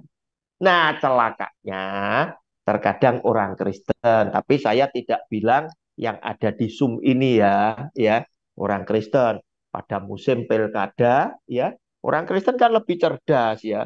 Seringkali Waduh, sudah muncul menunggu serangan fajar datang. Nah, kalau yang datang serangan fajar itu misalkan tim sukses dari 4 orang. Yang satu ngasih 100, terima. Bu, tolong, yang ini nanti dicoblos. Oh ya, terima kasih, nanti saya coblos.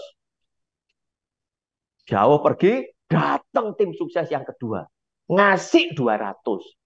Bu, tolong, oh ya, nanti saya coblos. Yang ketiga 300, yang keempat 400.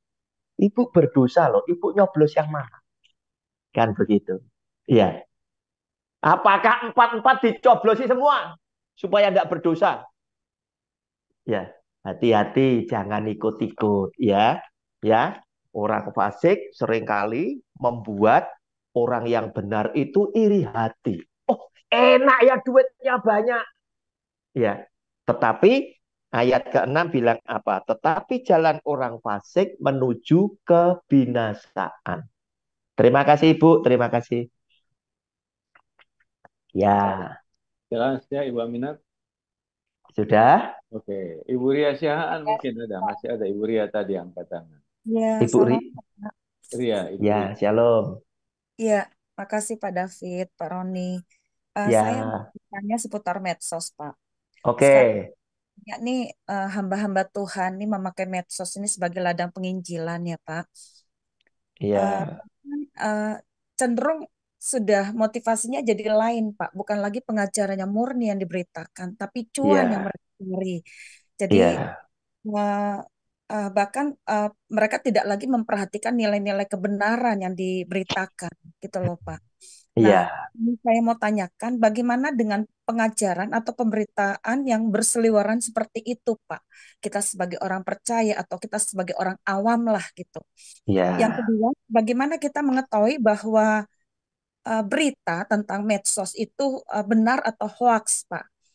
Karena ya, kemarin saya dapat WA dari masih keluarga itu tentang apa rapture katanya sih, rapture di Israel, Pak. Sampai dia tuh kayak sampai nanya nanya ini benar apa enggak?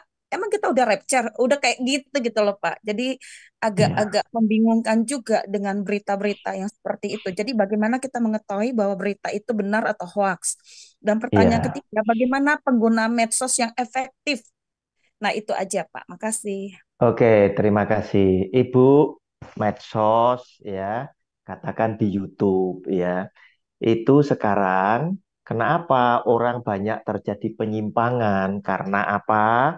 Karena dengan adanya pengikut, followernya berapa, subscribernya berapa ya, itu akhirnya pengajar-pengajar ya, tidak semuanya itu tegak lurus kepada Tuhan. Ya, mereka suka memberitakan walaupun salah, walaupun bohong, yang penting banyak penontonnya. Tujuannya apa? Yaitu tujuannya dari YouTube kan bisa dapat duit, gitu loh. Ya, terus kemudian kalau dia terkenal, dia kan bisa diundang khotbah dan lain sebagainya. Yang intinya itu untuk kepentingan pribadi yang terkait dengan amplopnya dia.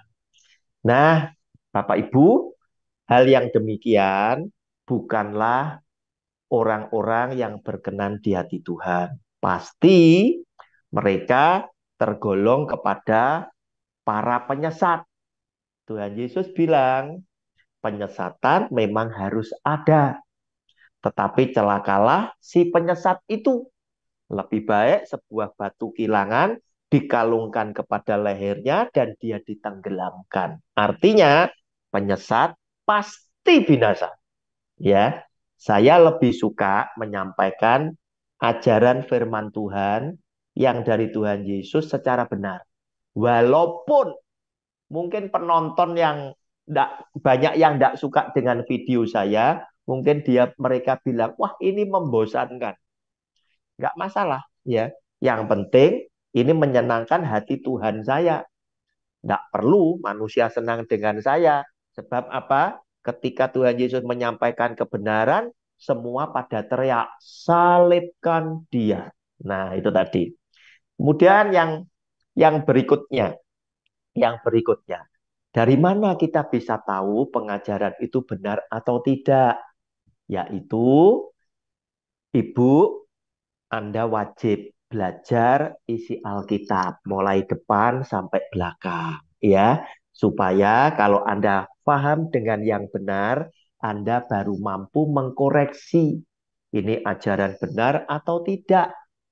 Tetapi kalau Anda adalah orang yang hanya suka mendengar khotbah seseorang, saya jamin Anda bukan orang yang bisa tahu ini benar atau tidak. Bahkan saya pastikan, Ibu, Anda adalah orang yang berpotensi disesatkan oleh pembicara yang tidak bertanggung jawab. Sebab yang benar Anda tidak tahu. Ayatnya gimana Pak Roni? Oh, ayatnya ada. Kita lihat Hosea pasal 4. Hosea pasal 4 ayatnya yang ke-6 ya. Pak Fran tayangkan Hosea pasal 4 ayatnya yang ke-6.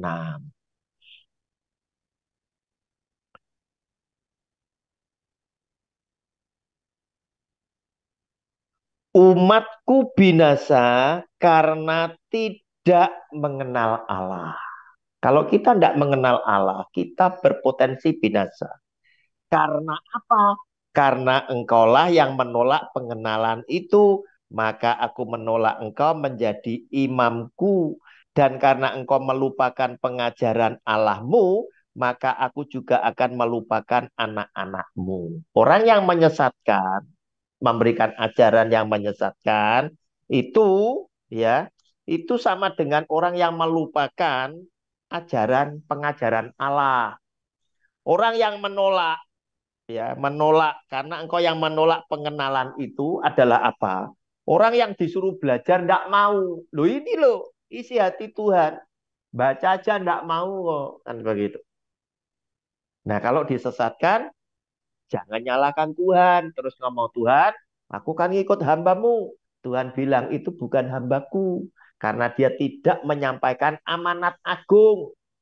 Orang banyak bilang, oh demi amanat agung, saya tertawa saja. Ya, kalau Anda menyampaikan amanat agung, pasti Anda menyampaikan ajaran Kristus dan para rasulnya.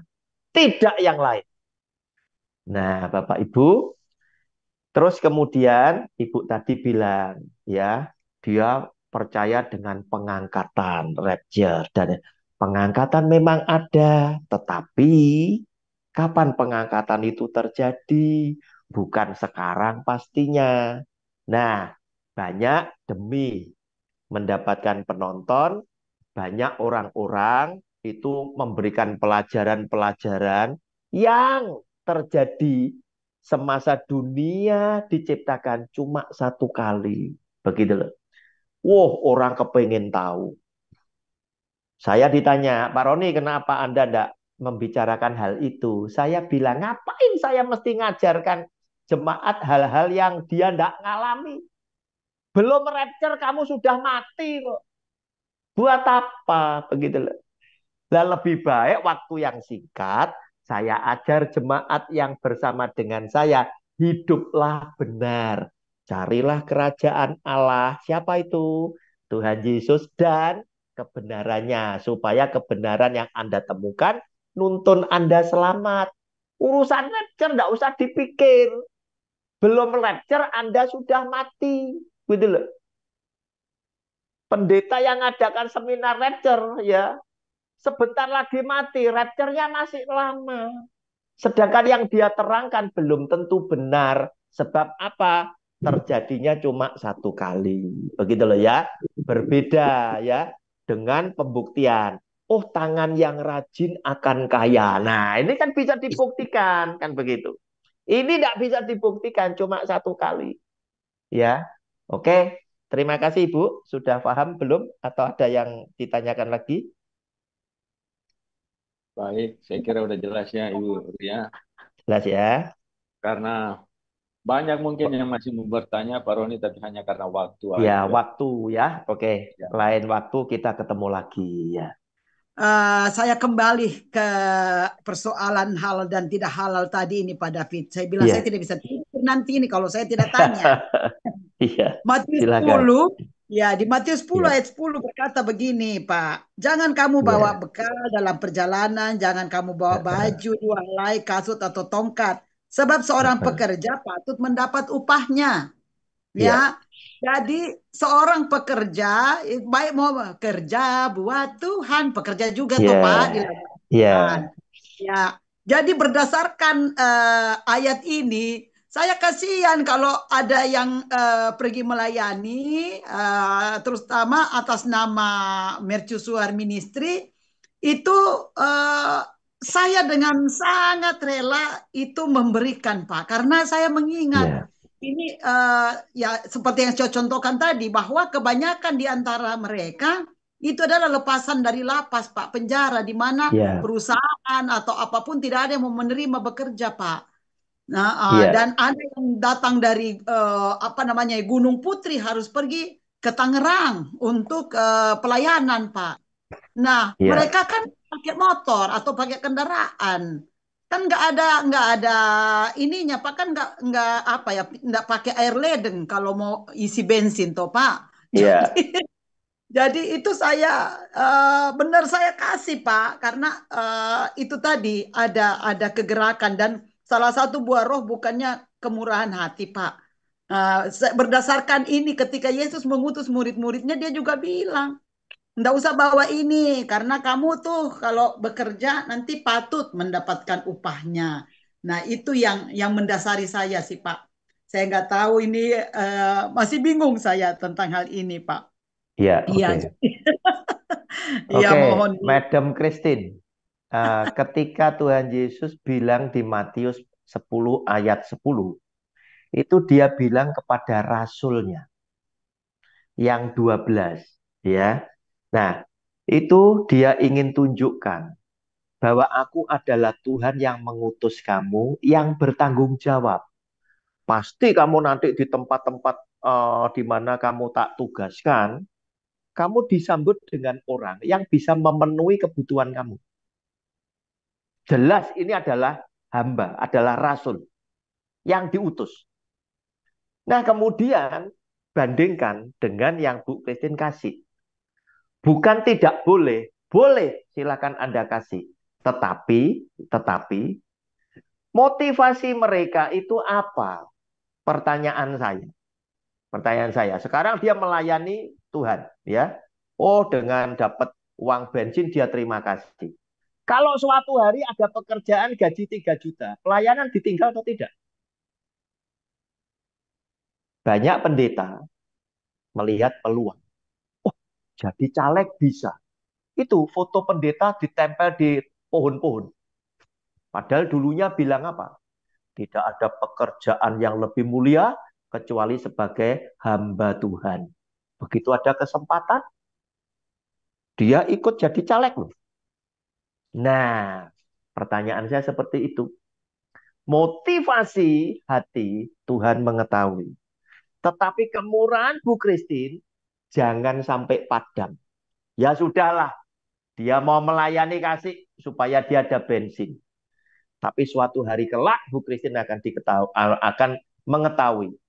Begitu dia ada pekerjaan, belum tentu dia bisa membagi antara bekerja di sekuler dan kemudian pelayanan yang dia tetap harus ikuti. Belum tentu. Contoh, ada banyak orang sekolah teologi. Wah, nampaknya dia betul-betul cinta Tuhan dan jadi pendeta. Pertanyaan saya. Yang biasa sekolah teologi ya, itu anaknya orang kaya atau orang yang untuk mengkuliahkan anaknya kesulitan. Sehingga dia masuk akhirnya teologi didanai oleh gereja. Seandainya pada waktu itu dia dihadapkan dengan pilihan. Dek, kamu mau jadi pendeta, sekolah saya bayari. Tetapi bukan cuma ini aja saya mau bayari. Jika Anda mau sekolah jadi dokter, saya juga kuliahkan. Anda sekolah sampai teknik mesin yang kamu suka, saya juga bayari. Kira-kira milih yang mana? Pertanyaan ini pernah saya khotbahkan di depan forum para pendeta. Saya bilang, hei, kamu pendeta, jangan kira kamu adalah orang yang paling mencintai Tuhan. Ya, tetapi maaf bicara, belum tentu kamu mencintai Tuhan, tapi sebagian dari kamu kepepet karena keadaan kamu. Nah, ini yang saya bani belak-belakan karena apa? Saya sebagai pengajar. Ya, terkadang orang sok ngomong, wah aku cinta Tuhan. Karena kamu tidak ada pekerjaan lain. Kamu harus di sana. Nah, seandainya di saat ini ada pilihan yang lain. Kalau kamu tetap ikut melayani Tuhan, itu adalah orang yang betul-betul mencintai Tuhan. Tetapi kalau ada yang baik, kemudian dia kabur, belum tentu. Demikian Bu Christine, kemurahan Iya, terima Anda kasih. tetap jangan sampai padam. Tetapi suatu hari kelak Anda akan diajar oleh Tuhan. Ya, oke. Ya, makasih. Tapi saya mau buktikan bahwa beberapa orang dari tim kami, ya, saya sebutkan saja namanya seperti Ibu Astuti tadi, itu dari Ya, Cikarang ke ya, Tangerang, itu Tangerang. Ya, apa namanya, di saat yang bersamaan dia dapat misalnya kamu akan dikasih PK di tempat lain yang lebih besar, tapi dia lebih memilih untuk pelayanan ke Tangerang yang sama sekali tidak ada PK. amin. Kemudian Ibu Messi, masih ada nggak Ibu Pendeta Ya, Messi? Itu ya, pernah saya minta tolong untuk melayani di Lapas Pemuda Tangerang. Dia dari Depok, Pak. Ya, di ya. saat yang bersamaan dia dapat tawaran untuk ke perusahaan. Ya, perusahaan itu paling sedikit kasih dia 1.500.000 dan berbagai produk Wow. dari perusahaannya. Ya, Tapi dia tegas menolak karena dia bilang, saya sudah menerima pelayanan di penjara. Kan tidak ada PK-nya. Saya bukan cari PK. ya, Saya betul. menyetujui, sudah lebih dulu menyetujui yang madam, jadi saya pegang kata-kata saya. Ya, Ya, tapi upah mereka semua, Pak, ini luar biasa. Tuhan gantikan berlipat kali ganda. Kalau ada Ibu Messi, Ibu Messi itu pernah mengalami begitu ya. Tuh, ada Bu Messi, Pak, saksinya. Belum ya, lagi yang Ricky, Pak. Ada Ricky, WL kami, ya, keluaran dari penjara yang saya bilang tinggal di Gunung Putri. Itu dia mendapatkan tawaran pekerjaan dari perusahaan ya, yang akan menggaji dia paling kurang 1,5 juta per bulan, Pak. ya. Ya, apa yang dia katakan? Saya sudah menjadi pelayan Tuhan. Amin. Saya akan terus melayani Tuhan seumur hidup Ya, saya karena itu janji dia ketika dia dapat remisi demi remisi dari lapas dan dia terus memang komitmen melayani Tuhan tanpa dia tidak terima pekerjaan. Demikian pula Dwi, Pak, ya. Dwi ini ya, sampai dia mau pergi bekerja karena mau melayani Tuhan. Ini ada semua buktinya di sini, Pak. Jadi ya, saya tuh sangat bersyukur bahwa orang-orang yang Tuhan percayakan kepada kita adalah orang-orang yang luar biasa, orang-orang yang ya. kuat. Dengan hadirnya Pak David juga itu mencontohkan luar biasa ya, bahwa masih ada loh hamba-hamba Tuhan yang punya motivasi yang benar dan hanya untuk melayani Tuhan, bukan untuk mendapatkan upah. Karena saya juga terbatas ya Pak. Saya nggak bisa kasih yang lebih, tapi saya melihat bahwa kehidupan mereka ya, semuanya ada di dalam berkat Tuhan. Karena Amin. apa? Mereka punya upah itu langsung dari Tuhan Yesus. Amin. Bukan dari Amin. saya, Pak. Bukan saya paling cuma kasih, aduh, tanya aja deh Pak Dwi ya. Iya. Ini sedikit sekali Pak Dwi. Kalau perlu naik kereta karena saya nggak bisa kasih yang lebih. Nggak Jadi apa-apa Bu, nggak apa-apa Madam. Yang penting Tuhan Yesus memberkati Madam, memberi kesehatan Madam. amin. Iya, saya memang udah mendapatkan upahnya itu dengan melihat anak-anak ya. Seorang hamba Tuhan di luar negeri lagi ya, melihat anak-anak saya masuk di Fakultas Kedokteran, masuk di penerbangan. Iya. Itu semua saya yakini bahwa selama ini saya melayani Tuhan dengan motivasi yang benar. Demikian pula anaknya Ibu Messi semuanya hidup takut Tuhan. Karena kita nih ya, kebahagiaan seorang hamba Tuhan adalah melihat anak-anaknya hidup takut Tuhan. Kalau mereka takut Tuhan, ya mereka pasti akan mengingat orang tuanya. Buat apa mereka kaya raya tapi tidak pernah mau ingat orang tuanya atau kurang ajar, begitu kan? Jadi Bapak Ibu, hari ini memang mencerahkan sekali buat saya ya. Dan apa namanya, saya bersyukur sekali bahwa ya anak laki-laki saya di penerbangan untuk jadi astronot, terus anak perempuan saya di medicine, di kedokteran, satu-satunya anak Indonesia yang lolos tahun ini di Fakultas Kedokteran di Prancis ya, dan suami saya baru aja mendapat promosi untuk menjadi direktur di sekolah atau di kampus di mana dia mengajar. Saya hanya punya lutut dan tangan yang terlipat dalam mengandalkan Tuhan. Jadi saya memotivasi kita semua di dalam kita melayani Tuhan. Layani tadi, periksa motivasi hati kita. Karena seperti yang tadi Pak Roni katakan dari ayat yang ini dicerahkan tadi ya, dari Matius 10 ayat 10. Kalau Tuhan utus, Tuhan pasti urus. Jangan pernah kita ragukan itu. Kalau Tuhan utus, Tuhan pasti urus. Ya, jadi yakinkan saudara bahwa yang mengutus itu Tuhan. Mungkin melalui gembala, mungkin melalui hamba-hamba Tuhan, yang jelas ada pengutusan.